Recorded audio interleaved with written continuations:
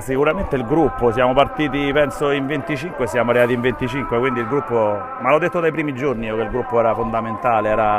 c'era bel materiale, c'era tanto materiale, tanta intelligenza e sicuramente è stato quello. Oggi mandare 5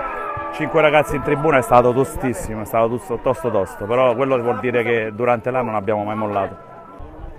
Noi ci abbiamo sempre creduto, è normale che quando stavamo a 8 punti del Campoverde era normale che dovevamo guardare altre posizioni, puntavamo magari al secondo posto, poi hanno fatto un piccolo Karachiri, hanno perso in casa con Real Velletri, sapevamo che dovevamo andarla a affrontare noi in casa loro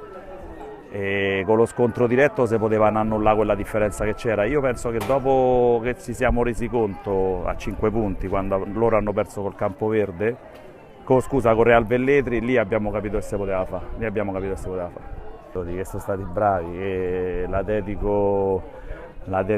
a chi è stato bravo a tenere i valori nel giusto equilibrio e quello a cui ha riferito lo sa,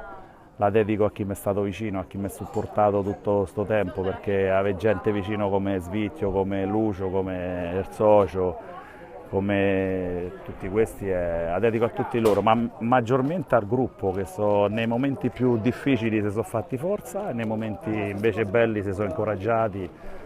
Guarda, mai come quest'anno penso che la vittoria sia del gruppo, mai come quest'anno. Grazie mille e complimenti. Grazie a voi.